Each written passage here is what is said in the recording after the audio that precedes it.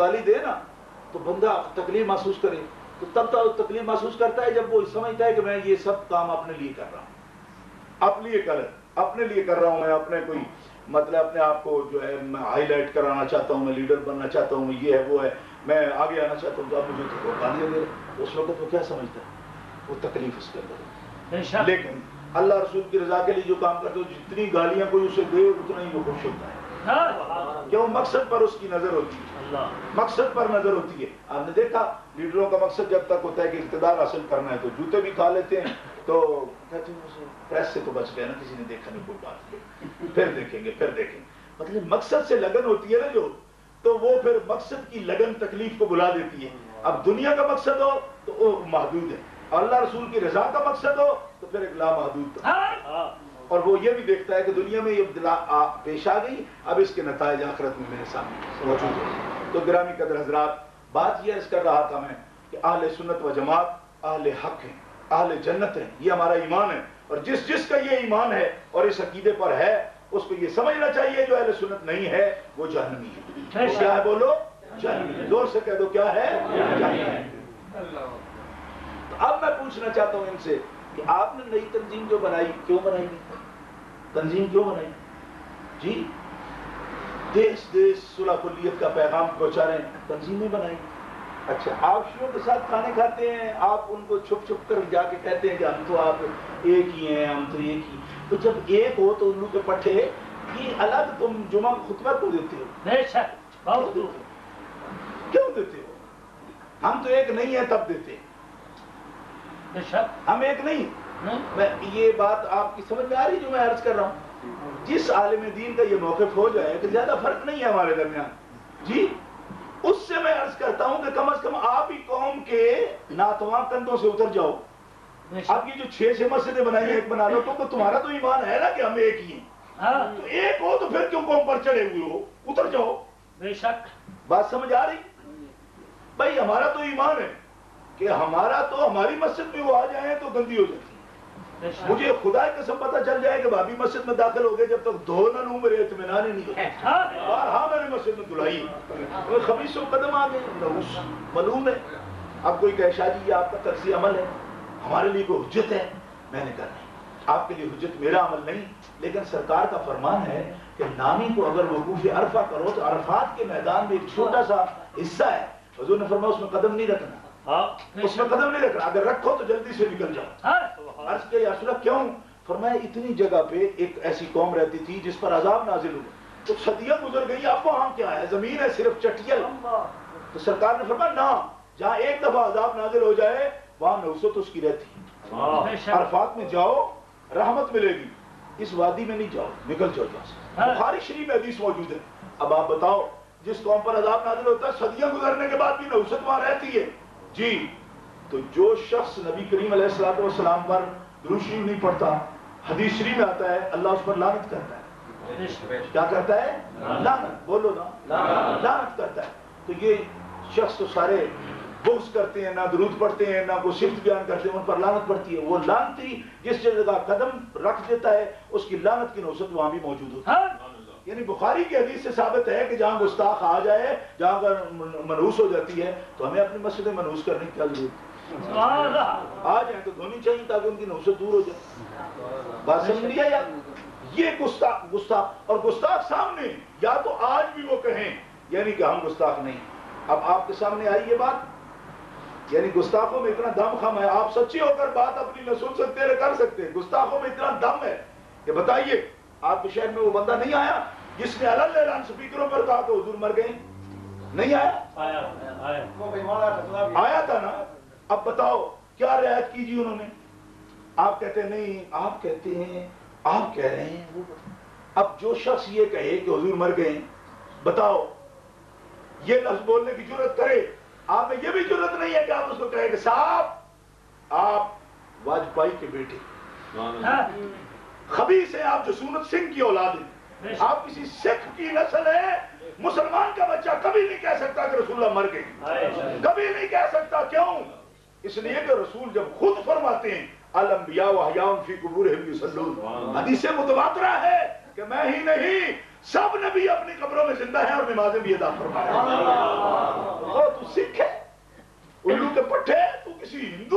وصفہ ہے، تو مسلمان کی اولاد سے نہیں ہے. کیوں کہ بغیرت تم میں شرم ہوتی. تجھے پتا ہوتا کہ دین کی بنیاد یہ ہے کہ محمد رسول اللہ آج بھی اپنے قبر انور میں دنیاوی زندگی سے زیادہ طاقت کے ساتھ زندہ موجود ہیں اور ان کا فیض پوری کائنات میں جاری ہو سکتا ہے. اب آپ اس کو نہ کہیں جو رسول خدا کی توہین کرے اور جو اس کے منہ پر مارے. آپ کے تھوڑا سا ہاتھ تھوڑا رکھو جی. میں نے کہا کیوں یہ ہمارے داماد لگتے ہیں؟ ہاتھ تھوڑا رکھو. سکھ ہے. اور یاد رکھو اگر یہ ایسا شخص کسی کا داماد بھی لگتا ہو، یہ جملہ بھی میں نے کہہ دیا، تو پھر بھی قرآن کہتا ہے قُلْ إِنْ كَانَ آبَاؤُكُمْ وَأَبْنَاؤُكُمْ وَإِخْوَانُكُمْ وَأَزْوَاجُكُمْ وَعَشِيرَتُكُمْ وَأَمْوَالٌ اقْتَرَفْتُمُوهَا وَتِجَارَةٌ تَخْشَوْنَ كَسَادَهَا وَمَسَاكِنُ تَرْضَوْنَهَا أَحَبَّ إِلَيْكُم مِّنَ اللَّهِ وَرَسُولِهِ. سب رشتوں سے بڑھ کر جب تک رسول سے محبت کا رشتہ نہ قائم ہو جائے اس وقت تک کوئی شخص رحمت کا مستحق ہی نہیں ہو سکتا. اس میں محبت کا حکم ہے. اب دوسری آیت سنیں. لا تجد قوما يؤمنون بالله واليوم الاخر يوادون من حاد الله ورسوله. مومنوں کی جماعت میں تو ایک آدمی بھی ایسا نہیں پائے گا میرے رسول کو جو تیرے دشمن سے اور میرے دشمن سے دوستی رکھتا. سنیو ترجمے پر غور کرو. لوگ ہمیں کہتے ہیں شاہ جی آخر بڑے بڑے سید ہیں بھائی، بڑی پگیں اور لمبی چوڑی اور بڑے بڑے جبے پہنتے ہیں، آپ کو کیا ہے؟ ڈیم لڑے ہوئے ہیں جی، بھیڑ کاٹا ہے آپ کو عرفان شاہ کہ تو بات ہی ایسی کرتا ہے. میں نے کہا اس آیت کے بارے میں غور کرو. عرفان شاہ کو چھوڑو، نتھنگ. عرفان شاہ کوئی شے نہیں ہے. اس آیت پہ غور کرو. اللہ فرماتا ہے تو نہیں پائے گا. لا تجد قوما یؤمنون. مومنوں میں سے تجھے ایک بندہ بھی ایسا نہیں ملے گا میرے رسول. کیا؟ یوادون من حاد اللہ ورسولہ. جو تیرے دشمن سے اور میرے دشمن سے دوستی رکھتا ہو. مومنوں میں تو نہیں پائے گا. مومنوں میں تو نہیں پائے گا. اچھا اگر آپ کو اس بات پر اب جھگڑا ہے کہ دشمن ہے نہیں، وہ تو جی کلمہ پڑھتے ہیں، اس بات پر اگر آپ کا ذہن جاتا ہے تو بعد میں بڑی بڑی بیماریاں ہیں نا، ذہن جاتا ہے اس سے مراد تو جناب کوئی اور ہوگا. یہ کیا یہ مراد ہے؟ میں نے کہا اچھا میں آپ کا دوست ہوں، آپ کا علم کتے کے برابر ہے. میں آپ کا دوست ہوں. آپ کا خیال ڈھگے کے خیال سے بھی برا ہے، گدھے کے خیال سے بھی برا ہے. آپ مجھے دوست سمجھے نہیں؟ یہ جملے بولنے کے بعد آپ سمجھے کہ دوست ہیں؟ نہیں. اگر اس پر آپ کا ایمان فیصلہ کرتا، یہ مسئلہ میں کر رہا ہوں ابھی آپ کو بتانے والا ہوں. میں کہتا ہوں صاحب آپ میرے دوست، میں آپ کا نوکر ہوں، میں آپ کا خادم ہوں، میں آپ کا دوست ہوں، میں جان چھڑکتا ہوں آپ پر. آپ کا علم کتے کے برابر ہے، سور سے پلیت ہے. نہیں یہ ایک حقیقت ہے. آپ سمجھے کہ کیا کہہ رہا ہوں؟ آپ کا علم کتے کے برابر ہے. آپ میرے دوست. آپ اپنے ایمان سے فیصلہ کریں دوستی ہے؟ بولو نہیں. مطلب آپ سمجھ نہیں گئے. میں مسئلہ عرض کر رہا ہوں بڑی تکلیف کے ساتھ. کہ آپ کا علم کتے کے برابر ہے، میں آپ کا دوست ہوں. یہ دوستی ہے؟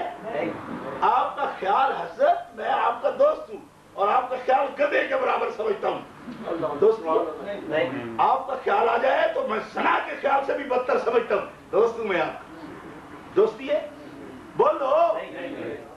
اچھا اب یہی لفظ جو شخص رسول اللہ کے بارے میں بولے اور پھر کہے کہ صاحب ہم کب دشمن ہیں، حاد اللہ و رسولہ میں ہم کب آتے ہیں. مولوی اشرف علی تھانوی نے حفظ الایمان میں صفحہ نمبر 11 پر یہ لفظ بولے ہیں. ہاں کہ رسول کا علم تو چھپایا کے علم کے برابر ہے. اب جو رسول کے علم کو چھپایا کے علم کے برابر کا پھر کہے اس حاد اللہ میں ہم نہیں آتے، ہم تو دوست ہیں رسول کے. میں کہتا ہوں مجھے دوست مان لو. میں کہتا ہوں اے مولوی تیرا علم کتے کے برابر ہے، میں تیرا دوست ہوں، تو مان جائے گا؟ نہیں. ان کا نکالو اس کو پتہ نہیں میں شیخ القرآن ہوں، شیخ الحدیث ہوں، مفتی ہوں. میں نے کہا ہاں وہی کچھ نہیں جن کے لیے رب نے فرمایا علمہ کا ما لم تکن تعلم وکان فضل اللہ علیک عظیما. وہ کچھ نہیں. تو تو مفتی ہے کہ تجھے کچھ نہ کہے. وہ کیا ہے جن کو تو نے کہہ دیا اور پھر تو حکیم الامت بن گیا. وہ امت خبیثہ ملعونہ کون ہے جس کا تو حکیم ہے؟ لعنتی وہ کون امت ہے بتا مجھے. حفظ الایمان میں مولوی نے لکھ دیا. آپ کہیں گے کہ شاید یہ 11ویں شریف چوڑ پکاتے، جلسہ ختم ہوتا ہے تو لنگر پکاتے. اس کا کوئی جھگڑا اس کا نہیں. یہ ہے جھگڑا انہوں نے رسول اللہ کو براہ راست گالیاں بکی ہیں. ہم کس طرح ان کے ساتھ تعلق پیدا کر رہے ہیں؟ یہ گالی ہماری ماں کو یا باپ کو کوئی دے تو برداشت کرتے ہیں؟ جھگڑا ہو جائے. بہت بے غیرت آدمی بھی ہوگا تو پتہ ہے کیا کہے گا، ٹھیک ہے تجھے مار تو نہیں سکتا میں، لیکن میں تجھ سے ملوں گا نہیں، تو میری ماں کو گالی دی ہے تو یہ کہے گا کہ نہیں کہے گا؟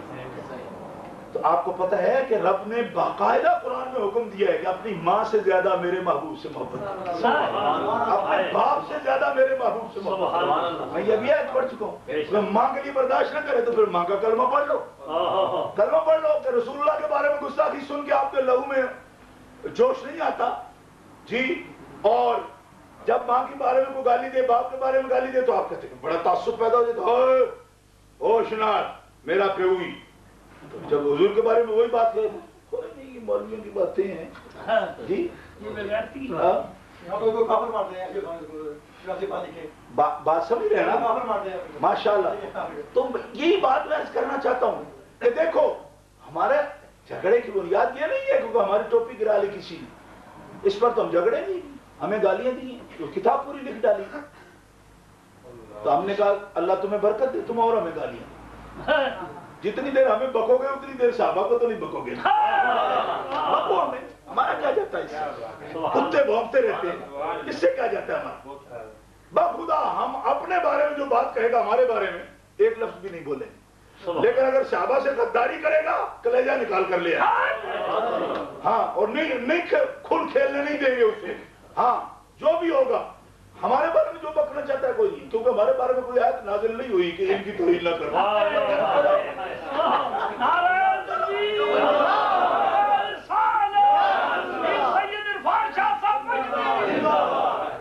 لیکن رسول خدا کی توہین کر کے تو مومن بڑے پھرو، ہم مسلمان ہیں، ہم مفتی ہیں، ہم شیخ ہیں، ہم فلاں ہیں۔ میں کہا نہیں، شیخ ہو لیکن شیطان جیسے، شیطان جیسے کیوں؟ یہاں تو مومن وہ بنتا ہے، شیخ تو بڑی چیز ہوتا ہے، مومن وہ بنتا ہے جو رسول اللہ کی تکریم کرتا ہے، رسول اللہ کی عزت کرتا ہے صلی اللہ علیہ وآلہ وصحبہ وبارک وسلم۔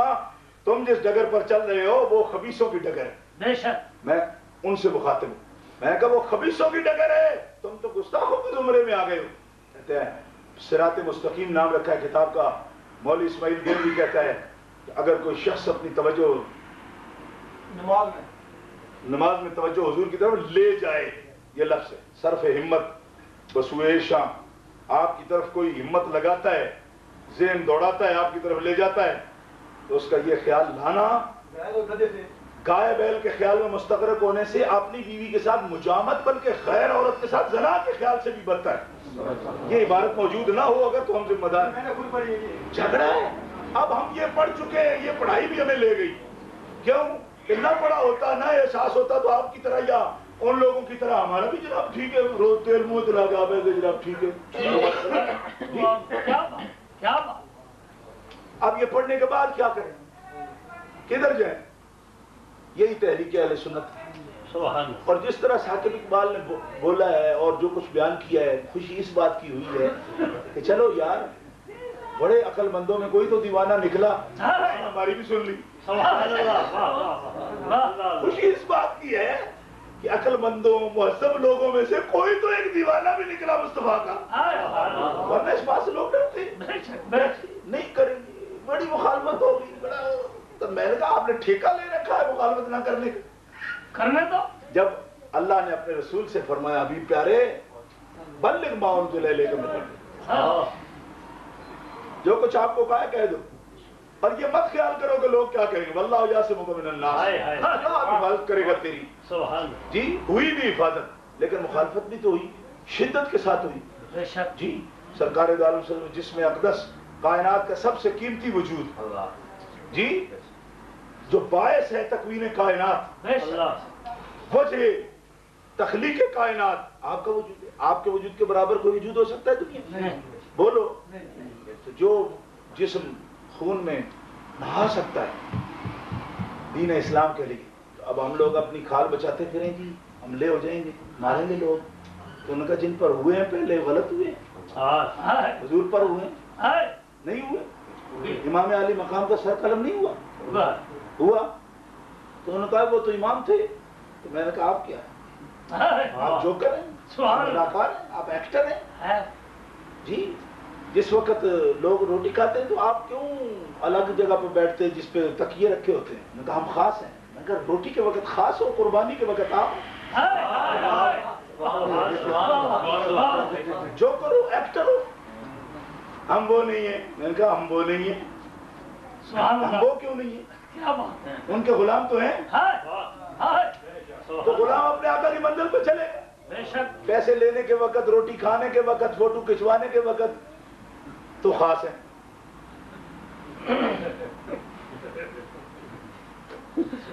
ان کا جی اب قربانی کا وقت آ گیا, باہر ڈنڈے مارنے والے آئے, ہمیں نکلنے دو. کیوں؟ جان بچانا فرض ہے. انہوں نے کہا پہلے تو خاص تھے, اب عام ہو گئے. اب کیوں عام ہو گئے؟ چوری کھانے والے مجنو, حق بات کہتے ہوئے تو منہ تیرا تالا پڑ جاتا ہے. اور ویسے قوم سے کہتے ہیں کہ اللہم صلی علی محمد پڑھتے ہو, میرا نام نکال کے پڑھو. کس طرح پڑھ سکتے ہو؟ میں نے کہا خود. ایک ملا یہاں, میں نے اپنے کانوں سے تقریر سنی اس کی, کہتا اللہم صلی علی محمد پڑھتے ہو, میرا نام نکال کے پڑھ کے دکھاؤ کس طرح علی محمد درود ہوتا ہے. سبحان اللہ, سبحان اللہ. آپ علی محمد پڑھتے ہوئے, آپ کو آل محمد پڑھتے ہوئے آپ کو ذہن سے میں سے کوئی نکال کے پڑھے تو درود نہیں ہوتا. اچھا ٹھیک ہے, نماز نہیں ہوتی, درود پڑھا نہیں جاتا. اچھا نہیں ہوتا, مان لیا. لیکن اس کے لیے پھر صاحب تیاری بھی تو کرو نا. تیاری کرو, وقت آ گیا ہے جب دشمن بولے, گستاخ آئے سامنے, اس وقت حسین بننا پڑے گا. اس وقت تو بنتے ہو لچھو رام, اب نکلتے بنے جی. اور لوگوں کے ادھار رقمیں کھانے کے لیے کہتے جی میں تو رسول خدا کا بیٹا ہوں. بات سمجھ نہیں آ رہی آپ کو؟ شہزادہ بنو, جو مرضی بنو, شیخ القرآن بنو, نام لکھو, جو تمہاری مرضی بنو. جتنا بڑا لقب لکھواؤ گے اتنی زیادہ تیاری بھی کرو. لقب لکھوانے وہ پیٹ بھرتا نہیں, پیٹ ہی نہیں بھرتا کہ کیا کچھ لکھ دیا گیا میرے بارے میں جی. اور جب قربانی کا وقت ہے صاحب, ہم نہیں, ہم نہیں. اس وقت شیعوں سے بیٹھو, وابیوں سے بیٹھو, گستاخوں سے بیٹھو, حضور سے کہ علم کی توہین کرنے ان کے پاس جاتا بیٹھو. ہمارا تمہارا کوئی فرق نہیں جی, ہم اندر سے ایک ہے. میں نے کہا اندر پر بھی لعنت ہے, ظاہر پر بھی لعنت ہے. جو گستاخوں کے ساتھ بیٹھتا ہے یا گستاخوں کے ساتھ ملتا ہے. نعرہ تکبیر, نعرہ رسالت, یہ سید عرفان شاہ صاحب مفکر اسلام. گنجائشیں پیدا کرتے ہیں. میں نے کہا گنجائشیں کہاں ہیں؟ گنجائشیں پیدا کرتے ہیں. کوئی کہے جی ہم بزرگوں کا طریقہ نہیں ہے. میں نے کہا کس بزرگ کا طریقہ نہیں؟ ایک بزرگ نکالو. حضور غوث الثقلین سے بڑا بھی کوئی بزرگ ہے؟ بتاؤ. بعد صحابہ کرام کے بعد پوری امت میں حضور غوث پاک سے بڑا کون بزرگ ہے؟ کوئی ہے آپ کی نظر نہیں؟ ہم نے جو کچھ سنا پڑا ہے اس میں تو یہ ہے کہ جو جتنے بھی اقطاب ہیں, غوث ہیں, اوتاد ہیں, ابدال ہیں, جس درجے پر بھی ہیں, سب حضور غوث پاک کے قدم کے نیچے جی. غوث پاک کا یہ لہجہ بولیے تو طالبین اٹھا کے دیکھو. حضور غوث پاک کا یہی لہجہ, مر جائے جنازہ نہ پڑھو, بیمار پڑ جائے پوچھنے نہ جاؤ, سامنے آ جائے سلام نہ لو, اس کے ساتھ کھاؤ نہیں, اس کے ساتھ کلام نہ کرو جو بد عقیدہ ہو. حضور غوث پاک کی یہ تقریر نہ ہو میرے منہ پہ مارو. اور اگر ہو تو کچھ شرم کرنا چاہیے ہمیں.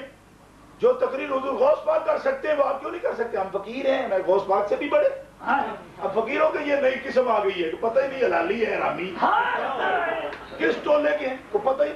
سنی رہے بھابھی ہو کیا ہم فقیر ہیں جی, ہم اپنی بات بتاتے ہی نہیں کسی کو. میں نے کہا بیوقوف آدمی, فقیروں کی وجہ سے ہی تو دنیا میں مذہب رہ گیا ہے. تم کیا کیسے فقیر ہو؟ فقیر ہو یا خنزیر ہو تم؟ فقیر ہیں, ہم فقیر ہیں. کس بات کے فقیر ہیں؟ فقیر غوث پاک ہیں. بتایا دنیا میں ایک جماعت حق ہے اور اس کا نام اہل سنت و جماعت. فقیر حضرت مجدد الفسانی ہے. مجدد الفسانی نے مکتوبہ شریف میں لکھا, سنو یہ فقیر لوگ ہوتے ہیں. حضرت مجدد پاک فرماتے ہیں میں نے معرفت کی نظر سے دیکھا, میں نے معرفت کی نظر سے دیکھ لیا کیا قیامت کے دن صرف ایک جماعت نجات پائے گی اور اس کا نام اہل سنت و جماعت. مکتوبہ شریف میں اگر یہ عبارت موجود نہ ہو میں ذمہ دار. فرماتے ہیں اگر اللہ یعظم باللہ در یک مسئلہ از مسائل ضروریہ اعتقادیہ خلل رفع از دولت نجات اخروی محرومند پس عمدہ کار تصحیح عقائد است بربفقارا صاحب اہل سنت و جماعت کے فرقہ ناجیات. فرمایا جسے ایک مسئلے میں بھی شک ہو گیا اصول دین میں سے یا ضروریات دین میں سے اس کی نجات نہیں ہوگی. لہذا سب سے ضروری کام یہ ہے کہ ہر مسئلے میں اطمینان قلب حاصل کر لو کہ تمہارا عقیدہ صحیح ہے. اور کہا جی کس کے مطابق کر لیں؟ فرمایا اپنا عقیدہ اہل سنت و جماعت کے مطابق کر لیں. پیار سے کہیے سبحان اللہ. اور ایک لطف کی بات حضرت مجدد صاحب کے مکتوبات سے عرض کرتا ہوں. حضرت مجدد ثانی رحمۃ اللہ علیہ نے مکتوبات شریف میں نقل فرمایا کہ ہمارے پیر حضرت خواجہ عبید اللہ حرار نقشبندیوں کے پیر حضرت مجدد پاک رحمۃ اللہ علیہ کے پردادا پیر ہیں حضرت خواجہ عبید اللہ حرار. ان کا واقعہ نقل کرتے ہیں. آپ فرماتے ہیں خواجہ عبید اللہ حرار نے ایک دفعہ خطبہ دیا اور فرمایا اگر تمام احوال و مواجید را و مادہن و حقیقت مارا با عقائد اہل سنت و جماعت مطالعہ نہ سازن جز خرابی ہیچ نمی دانم. آپ نے فرمایا سب بزرگیاں مجھے دے دو اور میری فضیلتیں بیان کرو کہ عبید اللہ حرار تو دیواریں چلا لیتا ہے. اگر مجھے اہل سنت و جماعت نہ کہو تو میرے لیے خرابی ہی خرابی ہے. یعنی سب بزرگیاں، بڑا ولی ہے، بڑا غوث ہے، بڑا قطب ہے، بڑی دیوار چلاتا ہے، یہ تو پتھر بلاتا ہے، یہ سب کرامتیں میری بیان کر لو، لیکن اگر تم نے مجھے اہل سنت و جماعت نہ کہا جز خرابی ہیچ نمی دانم، میں خرابی سمجھتا ہوں اور میرے پلے ہی کچھ نہیں رہا. اور اگر تم تمام خرابی ہارا برما جمع قرآن سب کیچڑ مجھ پہ ڈال دو، گالیاں دے لو مجھے، بدماش کہو، لچا کہو، کتابیں چھاپ دو، وہ حقیقت مارا باقاعدہ اہل سنت و جماعت کو تو اللہ سازن ایک بات مانتے رہو کہ ہے پکا سنی. نعرہ تکبیر، نعرہ رسالت، پیر سید عرفان شاہ صاحب مشدی، ہیچ پاکے نداریم. آپ فرماتے ہیں مجھے سب برائیاں میری طرف منسوب کرو لیکن مجھے سنی کہتے رہو، مجھے کوئی تکلیف نہیں، کوئی تکلیف نہیں، کسی قسم کا کوئی مجھے رنج نہیں. کیوں؟ اس لیے خواجہ عبید اللہ حرار فرماتے ہیں کہ میں نے دیکھ لیا کہ جنت کے دروازے جن کے لیے کھلیں گے ان کا نام اہل سنت و جماعت ہوگا. تو کیا فرق پڑتا ہے کہ دنیا میں تکلیفیں اٹھا لوں لیکن اس جماعت کے زمرے میں تو آ جاؤں، اس جماعت میں شامل تو ہو جاؤں جس جماعت کے لیے خدا جنت کے دروازے کھول دے. یہ قیمت ہے اہل سنت و جماعت ہونے کی، یہ فضیلت ہے اہل سنت و جماعت ہونے کی. اور اسی لیے ہم زور دے رہے ہیں اس بات پر کہ یہ اولیاء اللہ کا طریقہ ہے، یہ علماء کا طریقہ ہے، یہ ہمارے اکابر کا طریقہ ہے.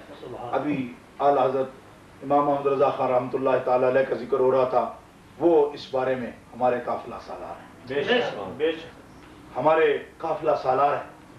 خدا کی قسم ہر بندہ بشر جو ہے اس میں غلطی کا احتمال موجود ہوتا ہے، لیکن آپ نے 1000 سے زیادہ کتابیں لکھی ہیں اور ایک ایک مسئلے پر 500 دلائل لائے. اگر کسی شخص کو اس بارے میں گمان ہوتا ہو کہ شاید یہ مولوی پتہ نہیں خود ہی کسی کو چڑھانا شروع کر دیتے ہیں، تو اس طرح نہیں. ایک کتاب حضور کے اختیارات پر، نبی کریم رؤوف الرحیم کے اختیارات پر ایک کتاب اعلیٰ حضرت کی جس کا نام ہے الامن والعلا، آپ وہی پڑھ کے دیکھیں.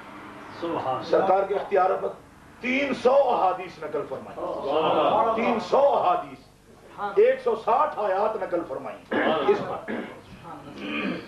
تو دیکھو یہ تو آفتاب نصف النہار، دوپہر کے سورج کا کوئی انکار کر سکتا ہے؟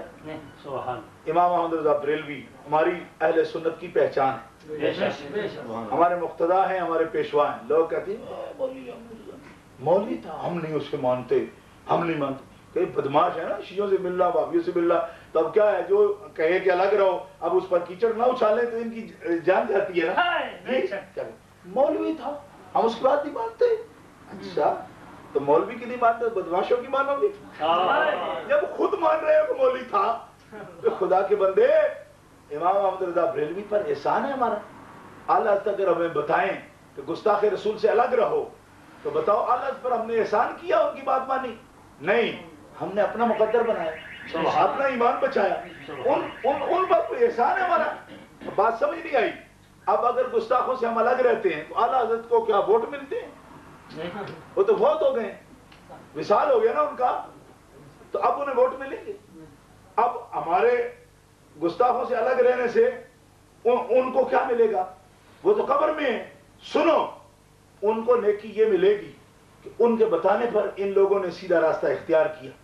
لیکن ہم اعلیٰ حضرت رحمۃ اللہ علیہ پر احسان نہیں کرتے کہ ان کی بات مان رہے ہیں، گستاخان صحابہ سے الگ ہیں، ہم گستاخان رسول سے الگ ہیں، بلکہ ہم رسول اللہ صلی اللہ علیہ وسلم کے گستاخوں سے الگ رہ کر قرآن پر عمل کر رہے ہیں.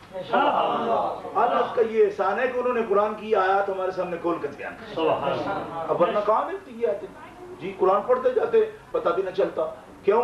اس لیے کہ جب تک نشاندہی نہیں ہوتی کم فہموں کو کب پتہ چلتا؟ ہمارے جیسے تو پتہ ہی نہیں چلتا. جی لا تجد قوما یؤمنون باللہ والیوم الآخر یوادون من حاد اللہ ورسولہ. اب سن لو آخری بات،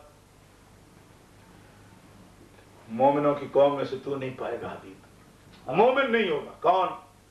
یوادون من حاد اللہ ورسولہ، جو اللہ کے رسول کے دشمن سے دوستی رکھیں، وہ مومنوں میں سے نہیں. بولو نا، مومنوں میں سے نہیں ہوگا. لا تجد قوما یؤمنون.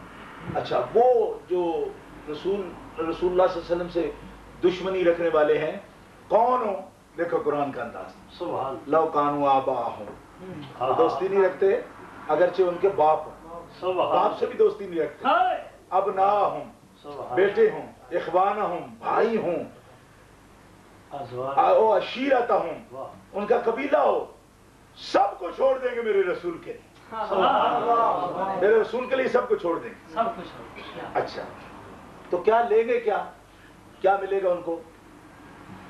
کیا ملے گا ان کو؟ اللہ سے پوچھو. اب باپ چھوڑ دیں تو باپ نے جو مکان لے رکھا ہے پورے 1 کروڑ کا، جی باپ کو چھوڑ کے پہلے ہی الگ ہو جاؤ، مکان نہیں دینا تینوں. اب یہ اللہ سے بات کرتا ہے، یہ فقیر جو باپ کو چھوڑ آیا ہے، کیونکہ باپ گستاخ تھا نا. تو اللہ مکان نہیں، فرمایا مکان اس کا ہے یا مکان میرا ہے؟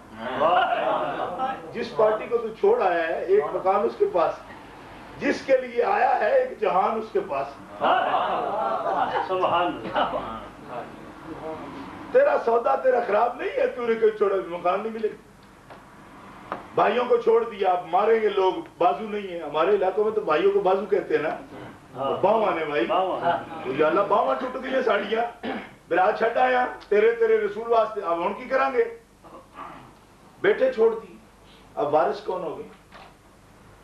اتنی کمائیاں کی، سب کچھ کیا، بیٹا چھوڑ دیں. عشیرت، ہم قبیلہ چھوڑ دیں تو چھوٹا سا کونسلر بھی بندہ نہیں بن سکتا. کیوں؟ ووٹ کدھر سے ملیں گے؟